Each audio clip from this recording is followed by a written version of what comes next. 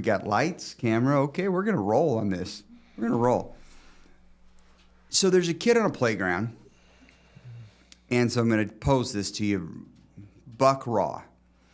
There's a kid on a playground, and the kid on the playground is the loud kid, is the one that's in everybody's face, is the one that's considered back in my day, kind of annoying, kind of that wingnut. Nowadays, they got a great name for it on Nickelodeon. It's all about the bullies and the whatnots. It's a bully. It's a bully. It's a bully. On that, it's a bunch of crap. But anyway, my point is you got the loud guy on the basketball court, the one that every little wind that blows, they're flopping. There's a foul. You've got that going on. And how much power do they have in your mind? How much power does a bully have? Yeah. Today, in Just what in general. context? Yeah, I know that it's kind of a general idea and you don't know where I'm going with it, but you're gonna. Okay. And you're gonna figure it out fast because you're one of those guys. How How much power does the loud wingnut have? I feel like that is an individualized conception in the sense that I think some people are affected more by people in their face, people telling them, criticizing them, bullying them, whatever the situation may be, whether it's verbal, whether it's physical. I think some people are more prone to have that affect them. Some let it roll off their back. So I don't know if that's an answer to the question. It's an answer to the question. Yeah, it's an answer. It's an answer to the question. I mean, bullies usually traditionally have something going on with themselves, and we learn that with maturity, right? That if they're bullying, it's usually because they're not comfortable with themselves. And I try to teach that to my kids and try when I encounter that to recognize that. Freeze that thought. Okay. Freeze that thought. That's a good one. Now, here we go. They disrupt. Whatever is happening on the playground or the basketball court, or they disrupt, or the classroom or society. They disrupt. It's exactly what you just said. Some deal with that disruption better than others. Sure. Now, remember what we freeze framed. We froze something. We'll put that on the side.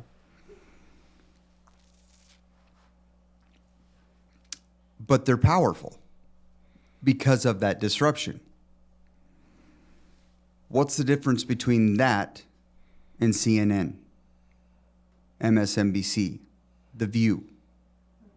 What's the difference between that and the headlines? What's the difference between that and it's a disruption?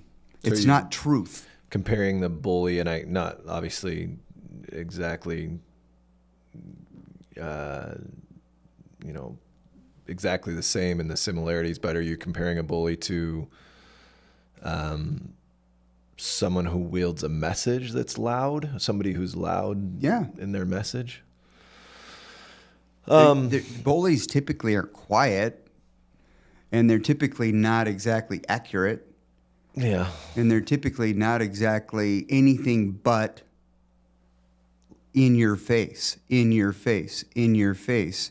And they're there to disrupt for attention, or better put, eyeballs. Yeah. And we talked about that a little bit. Right. The news that we grew up on, and even our parents, that was the source of information that we went to for truth and unbiased opinions. And we both know that that's not the case anymore. And so, yeah, their viewership, their money, their advertising revenue is derived from how many eyeballs they can get on and how many controversial statements. It's a clickbait society that we live in. And so, yeah, that's a bully type of mentality, because you're looking, more than anything, a bully probably isn't getting the attention at home that he wants or she wants. We're freezing that, remember? Yeah. We're freezing that. But then they're being loud for that reason, because it's an attention thing. So, yeah, CNN could be Fox, whatever it is that we're doing. Fox too. I mean, nobody's immune to this. And I think that once upon a time, eyeballs wasn't an ugly thing. Mark Twain wanted his books to be read, and his books are great. Well, the difference was because we had limited options back then, right? And Right. so now with so many options, that's their problem. It's a catch-22. We've derived this problem from our own culture in the sense that we have so much information, so many sources that you're fighting for eyeballs, you're fighting for attention. Right. So. And so the more out there Yeah, you the get, more controversial you can be, the more clicks you can get, right or wrong, yeah, the more eyeballs are on. right. So 10 and a half minutes ago, and this is going to make our 43 viewers and your niece, this is going to make them, and subscribe. Will you people? Come on. We're good at this. This is going to make all 43 and a half of them and your niece.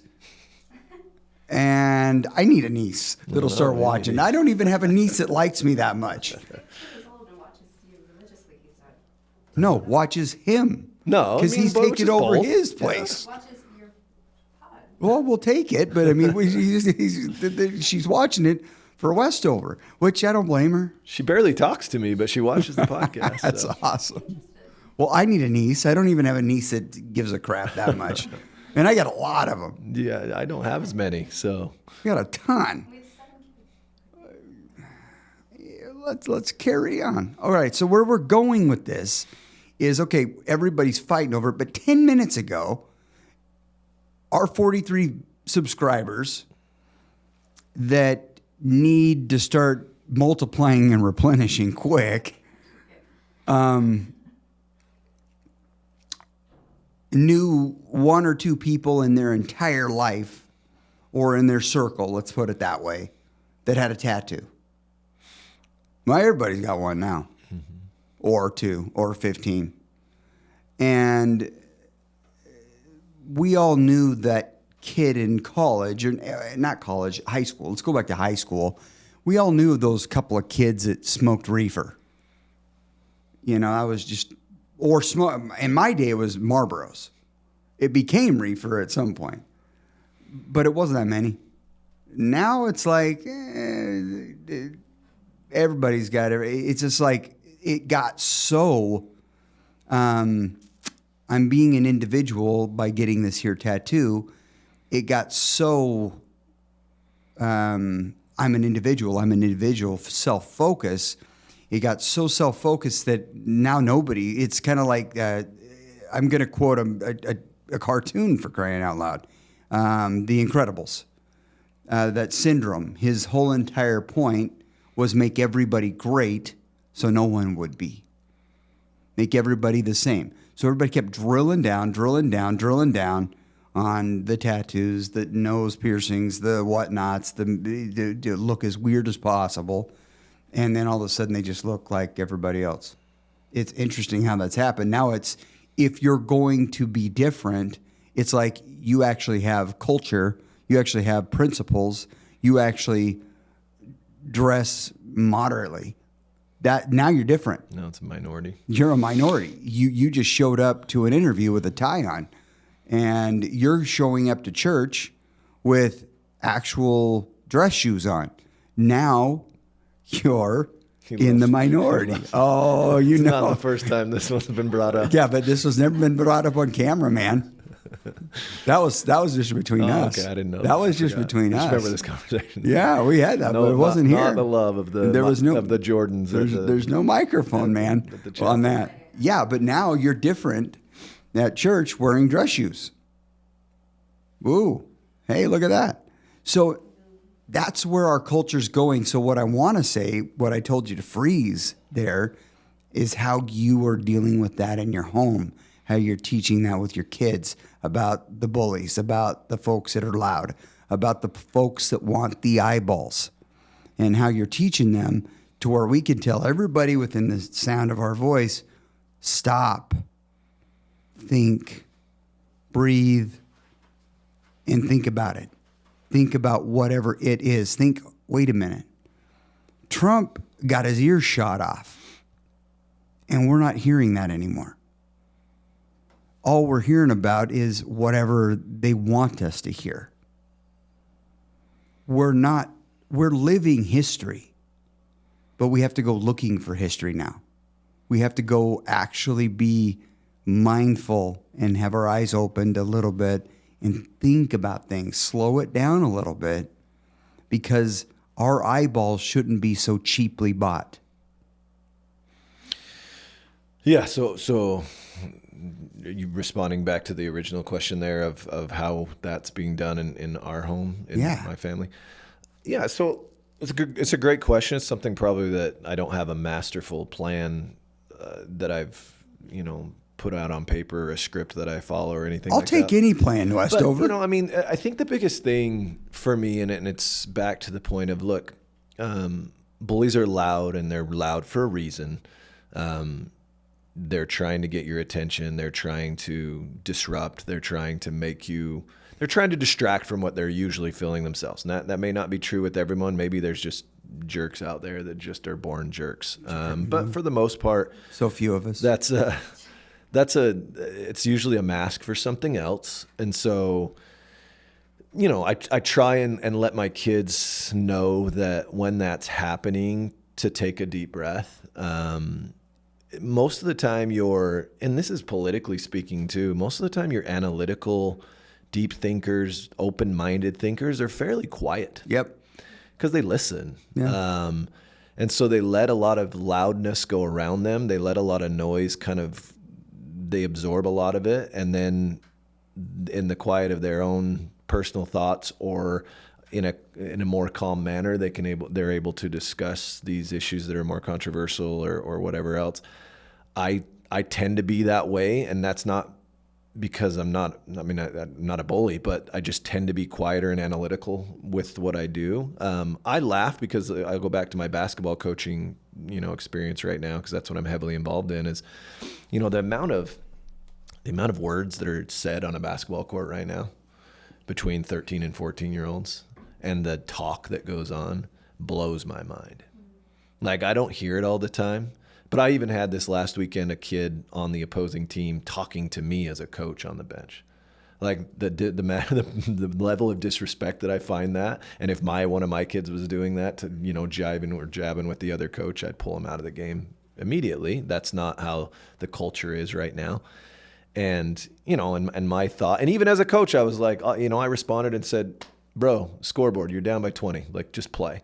But even I shouldn't have even engaged. Even felt bad that I was like, why am I even giving this kid the time of day? Right. But it happened to be my kid that he was jabbing with. And so, but they come off the court, these 13 and 14-year-olds, and they tell me some of the things that are said, and I'm just floored that goes on. Mm-hmm. But it's encouraged in a lot of these circles. Right. It's when you're on the court, you say these things. I mean, I've heard N-words several times during a game, and it's sad, but our kids, my kids, the kids I coach, absorb it pretty well, and I think that's unfair to them, but they absorb it pretty well. They're adjusted really well. They're good players. If they weren't, maybe that would be harder to take. I remember a game where there was I'll call him a basketball bully. He picked on our 6'5" kid, who happens to be the biggest kid on the court, and he actually matched him in size, and he took it upon himself to make him feel like he was 2'3". And so he would face guard him. Anytime he did something, he would get directly in his face and wanted him to push or punch back.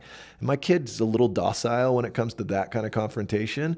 So it took him completely out of his game. Like, he's usually very confident, and this kid took him completely. And so maybe he accomplished his goal by being the bully and being loud and being disruptive, because this kid didn't absorb it real well on that particular day, because he's not used to somebody doing that to him. But in general, in the home, like I've had my Caden, who's been in here, he's had situations where, unbeknownst to me, he was having bully situations in junior high, and he's so closed off, and we've done all kinds of different things, and he'd fully admit, and he's very open with counseling and therapy that's helped him being able to actually be open about talking about it. But he absorbed it. As a 14 and 15-year-old, he just absorbed everything and became very closed, became hateful, took it out on us as parents, which was good. I'm glad he found a safe place to take it out on. But it was hard as parents to deal with that for 2 or 3 years, where he was just not comfortable with what was going on in his junior high and early high school life.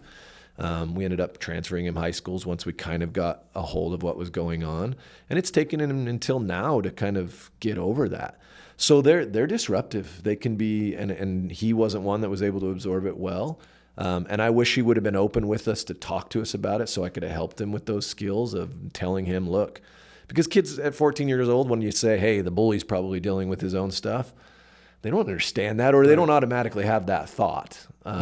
They just think or even what that looks like until maturity hits in. We get it as adults because we've seen life for 40, 50 years. But as a 14-year-old, I don't know that that kid's struggling or has an abusive home or isn't comfortable with themselves. And especially when you're not comfortable with yourself and they're picking on and identifying those things you're not comfortable with. And so, yeah, that affected him, and mental health's a real thing. And it's been a struggle as parents and a struggle to kind of get him through that. My 13-year-old could care less. Like people would talk trash to him all the time and he wouldn't even know it. Like he's got so much swag and so much confidence. He just it just runs right off. My 13-year-old is quite similar. My 17-year-old so kind-hearted that nobody really can bully him because he's so like naturally kind that there's just not a lot to say about him. And so he doesn't do it. My daughter right now, even though she's not getting bullied, she is so hyper conscious, and that's maybe a 14-year-old girl situation, of anything that anybody might negatively think about her. She got sunburned at Huntington Beach this last weekend and didn't want to go to school because she didn't want somebody to think she was sunburned. I'm like, I've been sunburned 80 times. Like, you just say I got sunburned. I was on vacation. But she is hypersensitive that's going to be something that somebody's going to pick out. And she's going to be, like you talked about, there are this culture of wanting to be unique. She's the opposite. She wants to be just like everyone else. She wants to Do fit not in. Stand out in any way. Right, fit in. And so that's a tough thing to deal with, because that's different than I've dealt with anybody before. My other kids have had their own style, their own thing, and been comfortable with it. She's not. Yeah. So you have really good kids. My wife and I have this discussion all the time. We have been blessed. You want to trade? No, that's the thing. We've been blessed immensely, maybe, monetarily, and our situation of not having a lot of health issues as far as physical health.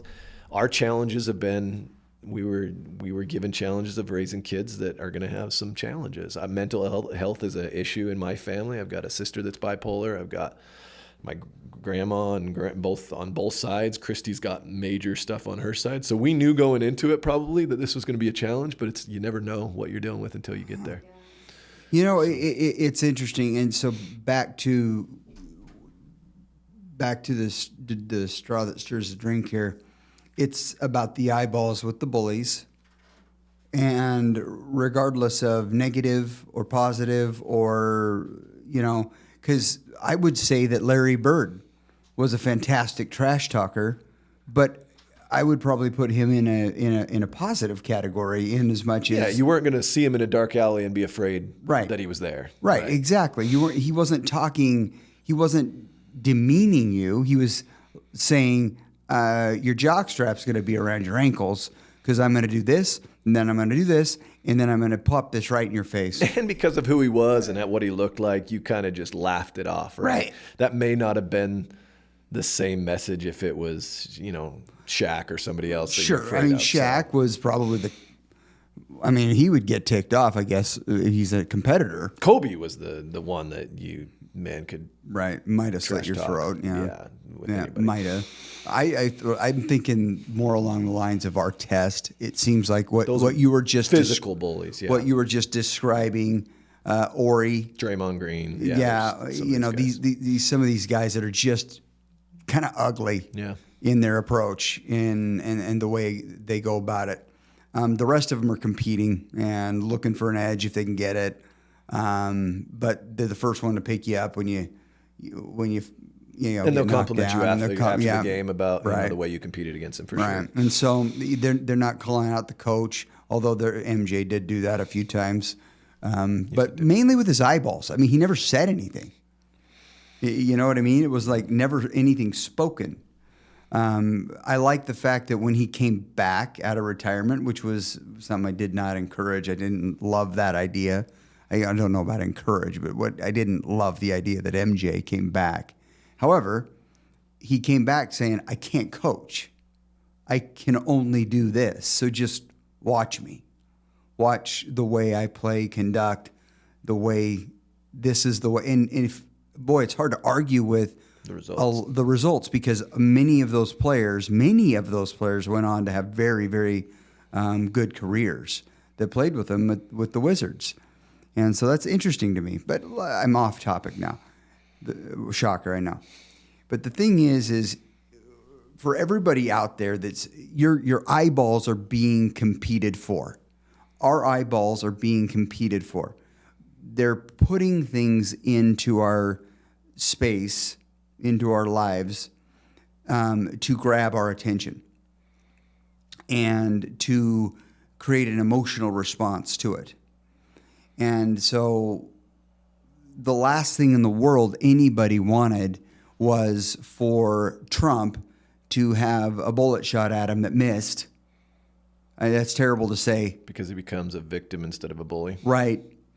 And then heaven forbid the next thing, because you can't script this. I mean, this is something this is who he is now. All of a sudden. If I was his PR guy, though, I would have been. He's moved on too quickly, in my opinion. I agree. He should have played up, whether genuine or not. Just my political science goes. If I'm his campaign manager, I play that Republican National Convention guy where he was just humble and docile and smiley. I'd have played that up because you're fighting for your independent voters right now. It would still be getting played. Yeah. Let your other guys, let your other people around you do, but he can't do it. And I know that's his personality, and it's hard to teach. But who he is was demonstrated when he got up and just said, "Fight." I mean, he's in this thing. So being that victim is not his, but it's not in his DNA. It just would have been good politically. I completely agree. Just stay in that lane all the way to November, man. Because if he plays that non-bully, because he is termed a bully all the time. If he played the non-bully role and played the victim, you're getting the sympathetic like fringe voters. But I want to call everybody out. I want you to help me do this. So it says that there was some study. And I heard it, and I can't quote it, and I don't know where it came from and who did it. But somebody that studied the speeches given by presidents to the American people, what grade level they were on. And it had like Jackson was on the 9th grade level, which back then would be like a college degree. When you heard George Washington, his was like you needed 2 PhDs to follow it. Yeah, the vicissitudes of our blah blah blah blah. I mean, it was crazy. Okay. Now, Clinton's 7th grade level. Really? Right? With his education, that's interesting. Right? But who's he talking to? Yeah, and he's Southern boy a little bit. He's talking to his voters, and that's what he thinks their brain level is at. Obama, same grade. Okay, and I can see that where he's Bush knows where his bread is buttered. Weird here. Bush W, 8th grade. Yeah. We went up a grade. That might be partly just. I think that's interesting. We went up a grade. Whether he was pandering to a certain group or not, that might have just been his capability. All I know is that you may be right. I kind of liked a lot about him. Oh, yeah, I like him. And the reality is he's kind of a simpleton guy. So the reality is I didn't like a lot about him too, but I liked a lot about him as well. So there's a few things there. Trump, here's going to shock you. This will probably because you're going to 9th grade. We're into the high school with Trump, which kind of makes some sense if you kind of drill back on it, kind of look back on it. But it's not intelligent. And it's not the conversation that Trump's having with Tucker Carlson on the side or with whomever else, a world leader on the side. It's not reflective of how he conducts himself because you don't wake up one day with billions of dollars and an empire, and I mean, yeah, he's got to be his persona on stage is different than what we're looking at, board right? And so that's who they're pandering to. Why do we keep lowering our standards? Why do we keep selling our eyeballs so cheaply? Why can't we slow down like we know we should do? Remember the old man that gave you the wave They got stuck in traffic, and you're like, oh man. Yeah, and then I Man. rethought my anger. Okay, well, I've been there. I mean, I've been there where I got the wave and went, yeah. You know, I don't know why it's these seconds type responses that we have that we need to check ourselves. Mm-hmm. We need to just fall back in line. What matters to us? Why does it matter to us? And let's pay some attention to it. Let's stop giving our eyeballs to Cardi B.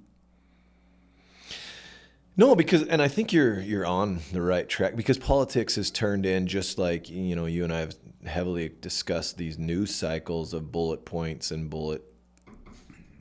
you know, or these headlines that grab people's attention. And I think these speeches or these rallies are doing the same thing. They want the one-liner that they can put on TikTok or Instagram or whatever else. And I'm sure their campaign managers are okay with that. Now, I don't know if anybody, Trump's so off the cuff that I don't know that there's anybody that's really writing his stuff for him. Maybe. Probably not. But he gives enough. He Right. gives enough of it on his own to give the Right. one-liners that it makes it easier to do all that social media stuff and grab the attention of certain generations. I mean, I totally agree with you. I miss the 7 years ago. Right. We've talked about Lincoln being one of our favorite presidents, but the movie that was not recently made, it's probably 10 or 11 years old, that won Academy Awards with Daniel Day-Lewis. Yeah. I loved the movie. Fantastic. It was 2.5 hours long. Right. My wife was bored out of her freaking mind. It was so dialogue heavy, but it was beautiful. It was a great dialogue. movie. And It was a great I movie. love the English language. And I've told you, this is part of the reason we talked about where I didn't love President Obama's presidency. Sometimes I liked listening to him talk. So it surprises me that he's on a 7th grade level, but I've also heard him be way more eloquent on certain things as well.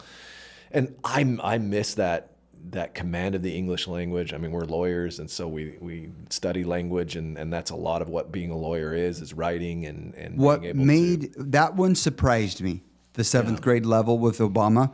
But then I went back and I really thought of it. But And I I get actually it, too. YouTubed, and he is talking just like what camouflaged him so well was the enunciation. how well he did it. Yeah, he was so brilliantly, smooth, yes. little He was delivery. brilliant.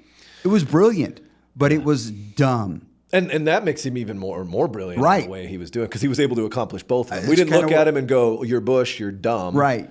But at the same time, he's delivering a similar message to a Absolutely lower class, potentially, Absolutely brilliant, Westover. What I love about this is, okay, so I brought this up in a pod or 2, 3 or 4 back. I don't remember when. Could have been the last one. What do I know? We'll ask your niece. It's been a minute. Yeah, skidawise. So let's see what happens here. If Trump, now we don't have to wonder. We don't have to wonder what he would be like if he were to have run for the presidency in the 80s. We don't have to wonder what he would be like if he ran for the presidency in the 70s. We don't have to wonder what he would have been like if he ran for presidency in the early 2000s or the 90s. There are all these interviews, multiple interviews that we have him in Oprah, we have with the Oprah, we have him with His own television show. Right, we have him with his own television show, which is further on as things started to develop. Actually, we have him with Donahue. We have him in the 80s. We have him with multiple people. This guy has been around a long time in the public eye. And so we know who his persona was when Mike Tyson was accused. And he didn't agree with it. You remember that? But he wasn't offensive. And he wasn't jabby. He was Trump, but it looked way different than what we're seeing now. I mean, I remember, since I was a little kid, I remembered Trump being New York, right? That was the dude in New York. He took on that different persona with The Apprentice that got him all the attention, and then all the rosy comments and whatever, all the other. He got that attention that he wanted, and he started changing and pandering a little bit to. I think so. I think the bully mentality a little bit. Yeah, I think the fired thing. Isn't. I mean, it became the Simon Cowell thing that Right, Simon Cowell was yes. able to become famous on, and so I think Trump latched onto that and said, this is the way people I don't get actually more know. eyeballs on me. I don't know who was first. It could have been Simon. It could have been Trump. I'm not sure. But one of them, it doesn't matter. It's the same theory. Became the lovable mean guy. Sure. Or And they're just not so lovable, depending on how you on which side of the fence you land on. Because Simon was the funniest one of the folks too. No, it's the one you wanted to watch, for right. sure. And he was the one. It feels different when it's politics, but Yeah. I get what you win him over, and you just did something. Yeah. You achieved something. Uh-huh. And so, same with Trump. You star in that boardroom, you achieve something. And so, okay, that's fine. But behind closed doors, who they really are, and this is what you like to see at the RNC, and I liked it too, is behind closed doors. That's the last guy that wants to fire anybody. Like we saw that in his presidency. Actually, there was quite a few people he should have canned very early on, and just kind of rode that out as long until, okay, I'm going to have to let you go, type thing.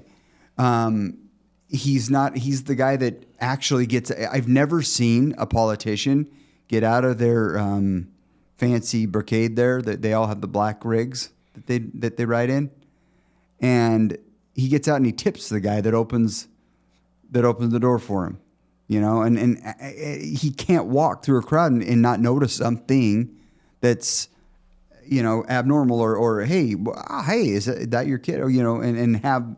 He likes people. Mm-hmm. And to a very genuine, and at a very genuine level, like to where so many things happened with him, or so many things happen in his life that are not on camera. Like the way he goes and visits people that are devastated or have been, injured or whatever the case might be. And no one ever knew about it. And then these folks end up coming out later and saying, well, I mean, he blah, blah, blah, blah, blah. So why does he play the bully, or why does he scream? It's the eyeballs. And we're all, and I'm not saying don't give your eyeballs to Trump, but if Trump or Kamala were to run for president in 1928, this country wouldn't even know what to do. Yeah, it's all been building, right? It's been, again, back to, it's been 20 years since I was in college, but back to my political science background, in the sense that we've obviously, as a culture, as a community, become extremely distrustful of politics in general. Right. It's a disdain for it, whether you even like a president or not. There's a major disdain. It used to be a higher calling. Yeah. It used to be something that, the Hamiltons were writing the Federalist Papers and getting out into the community, and it used to be something that you took pride in being in politics. You almost have to be able to swallow your pride and go, okay, I know I'm going to be beat up for the next 4 years, but I really want to do this service, or I'm so oblivious and arrogant that I'm going to do this service, whether people like me or not. Whatever your motivations are to be a politician, it's not a job. My mom always used to tease me that after a lawyer, I was going to be a politician. And there's no way I'd want to do that right now. I wouldn't either. Service is really hard right now. Yeah. Because there's so much hate and vitriol. Yeah. And so this has been building in the sense that we've been tired of politics, tired of what people couldn't get done, special interests like we've talked about, fat and pork, that have come in, and we have not been able to curb all the lobbying and all the other thing that we're no longer representative of the people, we're representative of special interests. And we know that problem, and both sides have that problem, both Democrats and Republicans. We're a two-party system, and we haven't been able to get around either, which is kind of becoming a challenge now. That wasn't a challenge before. And so Trump came along and played that bully because we were ready to hear that message of, I'm not a politician, screw everyone, clean the house, And I whatever. Don't think he's wrong there. And the message was well received by most. I think, like you said, I don't know who he is truly. I honestly don't. I don't know if he's the grandpa that the granddaughter spoke of in the RNC. I don't know if he's always been a bully and that's how he got his $1 billion. Look, there's plenty of billionaires that are bullies. That are jackasses, sure. That have Look at screwed Mark over their Cuban. employees and whatever else. And so I don't know how he got to where he was. Obviously, I think he's smarter than he comes off, for sure. Yeah. I don't know who he is. He definitely plays up the bully because you wanna he know wants who to be he the is, loudest Westover? voice in the room. This is who he is. You look at the kids, I'll tell you who he is. Look at the kids. They're not sticking needles in their arms. They're... His kids? Yes. They're industrious. They're respectable. They're respectful. Who's that? So I'm going to just play devil's advocate to you. Sure, do. Who's that a credit to? So he's had 3 wives. He has. He's got a wife that doesn't speak a word right now. Right. Like she was the worst first lady ever just because She didn't speak. She had no agenda, she But does that stayed make out her of the best or the worst? Maybe I should re-say that. She was the least visible, least... Yeah. Yeah. They usually take on a platform. I have no idea what hers was. I don't even know what a literally first lady's didn't even supposed see to her. do. But carry on. Yeah, but it's more a symbolic role. Yeah. She didn't play that symbolism at all, whether good or bad. I don't know. It's really not going to change politics one way or the other, but they do have a platform. She didn't use it. Is that a credit to moms or is it a credit to him? I'm just playing because he's also had, some controversial things, let's be honest, with whether porn stars or his prostitutes or business dealings or sexual harassment claims or whatever else. We know that his way he speaks about women isn't always the best. Right. So I agree that he's raised. Donald Trump Jr. comes across very eloquent. Probably had very good schools. I don't know if that's a credit to his dad. They are loyal to him and good for them. Okay, so now let's compare. Okay, but I have a hard time saying that good kids results in good parents. Because I have struggles and I've tried my best and I've seen lots of good parents have unfortunate situations with kids. I agree. And vice versa. But I think there's a difference here. Okay. And I'm going to offer it. You can disagree. Pull it apart. Please do. Money's involved. Lots of it. And that heightens everything. So in my opinion, you're either Matthew Perry, dead in a hot tub with 15, different STDs, or you're raised well, like overly well. Like there was expectation. There was, look at the youngest one, Barron. I mean, look at him. He looks like a really good 18-year-old kid, 19-year-old kid. Not very many people show that well at that age in this day and age. And this kid has been brought up, in the thick of it. Yeah, but could you say that about, here's my devil. Yeah. When you're in that spotlight, social or Secret Service with you, private schools, I can't really think of a really controversial child of a president for a while. Can you? Both Obama girls are Harvard. Both Obama girls are doing all right. Jenna Bush seems to be okay. How old was she, though? I don't know. Who's the Chelsea Clinton's married and doing stuff. So I don't know if that's reflective of the nature of the office and what you're in this day and age with the lifestyle that Trump lived all along. So we know about the divorces, we know about this, we know about that. We know that there's not a whole lot of vitriol between he and exes. That's huge. We know that there's kind of this bond between he and his children. Also, I find that interesting. Yeah, no, to me, it's just like looking at this. It doesn't. One of these things is not like the other, and so my eyeballs aren't bought by this accusation or this or this or that because I see that and that doesn't compute. Yeah, and it just doesn't compute. I'll give him the credit that I in no way have ever thought that he's abusive or didn't treat his children well. I just I don't know if I fully buy that because he has good children and they seem to be well adjusted and they don't seem to be the bullies necessarily. They're pretty diplomatic about the way they do things. That is indicative that that's who he is at home. I don't know. I don't either. All I'm saying is it really reflects well on him and it reflects character. in my opinion. I'm okay with that, except for, like I said, I struggle with making that generalized assumption of if the kids turned out okay, you did a good job. I completely agree there, because we've seen saints that have really struggled with a few, and we've seen because I would struggle that with myself. We've had people that absolutely. I don't know what my kids are going to do in the future, and I tried my best, and I hope that people we've talked about this. Like my wife and I just had this discussion on our road trip home from Huntington, this last 6-hour drive, about we've come to a point, and I have definitely come to a point that, let's say, a church is your judgy community, or it's your school or whatever it else. For us, it might be the church part of it that sometimes gets accused of being very judgmental of if you're doing something or a kid's doing certain things. And I just was talking to her about how if we have a situation with one of our kids, and if the information came out, and it's nothing life-threatening, but sometimes can be judged a certain way, and I went, I don't even care. Right. Like if they said it, I would just look at them and go, "That's sad for you."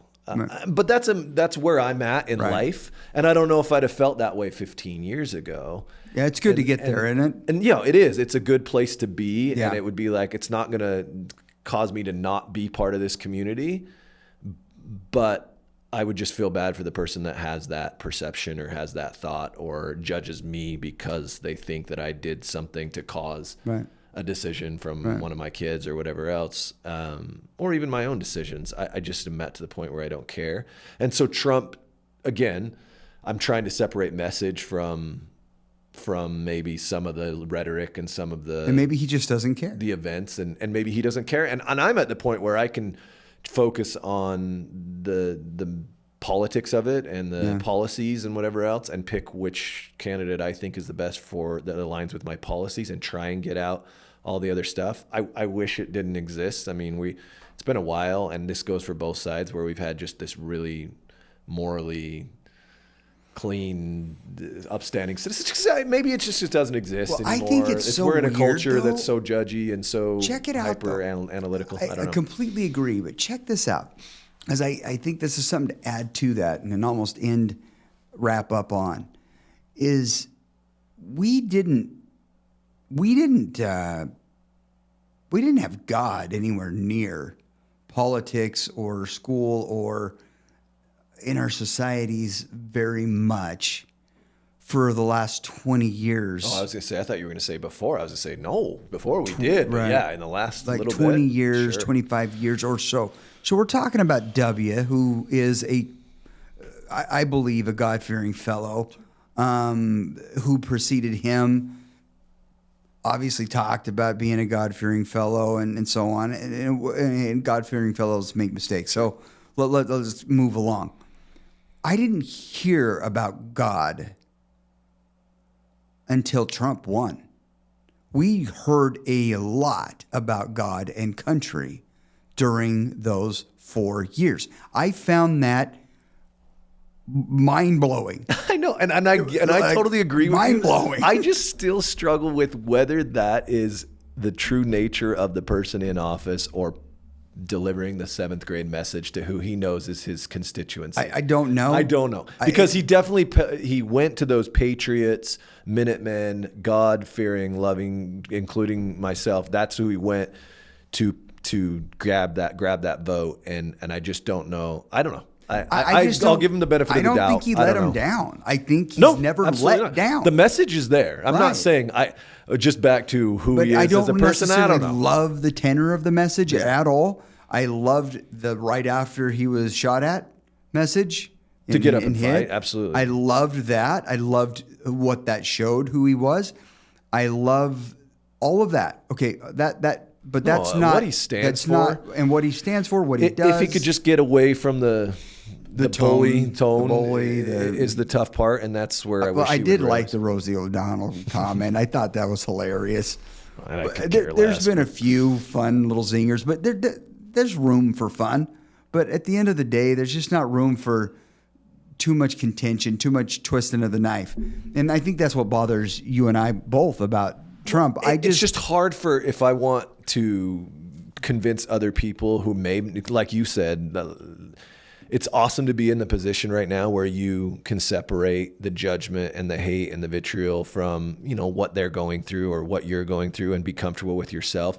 Problem is most of our culture's not. We have all this generation that has zero identity that we talked about. And so they're going to latch on to the hateful message instead of understanding the policies behind it. And so that's why I wish he didn't lose that, that makes sense. That voter, because they're going to immediately, because all their friends are like, oh, that was a hateful message. And whether they agree with the policies or not, they're so influenced by people who are so worried about being unique and accepted, and the things that, and we talked about, you know, that the tattoos are the norm now instead of the uniqueness. And so because of that, that's so interesting. You can't continue to attack that message. Point.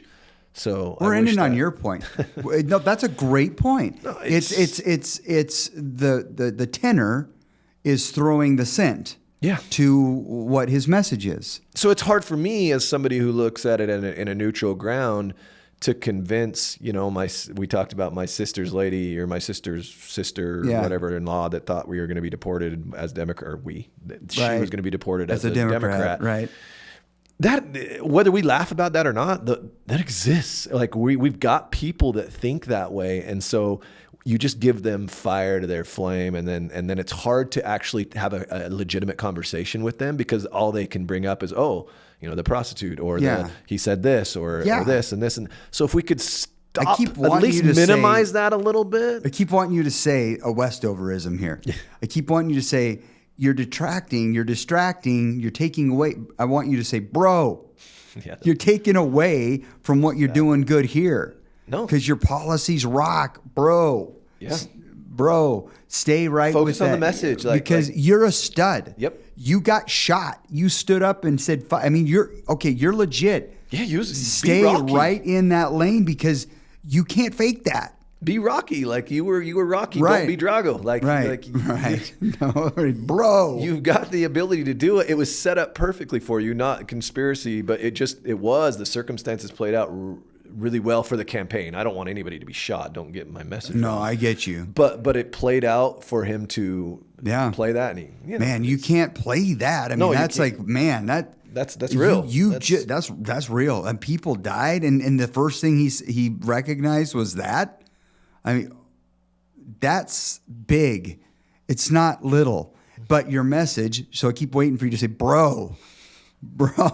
And so I'm telling our viewers and everybody within that will become ours from here on, we're going to have millions, because we need to slow down, sell our eyeballs expensively. Let's slow it down. Let's say to ourselves, bro, hold on. What is this person just trying to cut me in line and to get on the freeway because they're a jackhole, or did they get turned around and they had their head up there, whatever, and they just kind of made a mistake in traffic and just needed a solid. I think that we can get there. We can do that with ourselves. We can bro ourselves. We can say, hold on. And even if they are the jackhole, is it really worth us having a conniption that our dog got offended and our ancestors got offended and our future, everything in our world just got offended because we just missed out on 28 seconds of our precious time? I'm not sure. I think that we need to check ourselves. And I do think that we need to demand a little bit more and be a little bit more involved with. We're the parents in your home. We're the parents in my home. We're the parents in this country. We're the parents, and the children, are the ones that we're teaching, saying these are bullies. They're broken. They're this, they're that. They're being this way for a reason. And how are you, young person, my daughter, my son of this age, my son of that age, my daughter of this age, my daughter of that age, how are you, as they're all uniquely wired, going to deal with these circumstances that will pop up in life? And that's what you and your wife are doing at home in your home.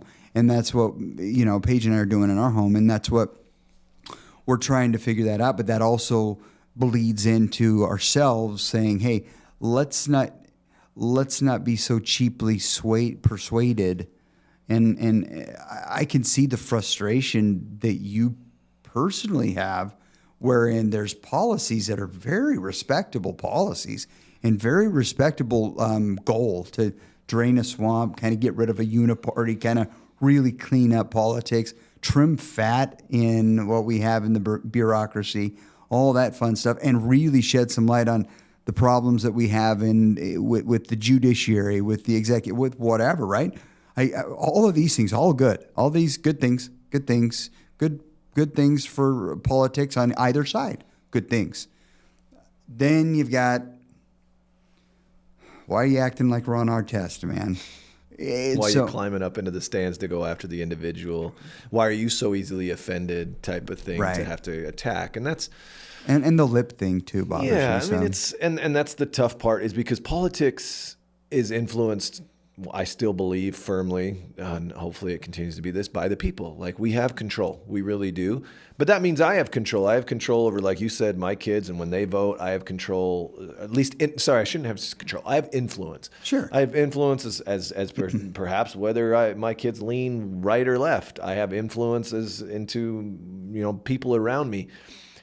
He just unfortunately makes it harder for me to You're not alone. Just talk the policies and say, this is where we want to be as a country. I saw, just to finish up, I saw a New York Times article this week that scared the living daylights out of me. And it was basically, the idea was, we are so worried about the Constitution and hanging on to those principles, but perhaps the Constitution is the biggest prohibition to our progress right now.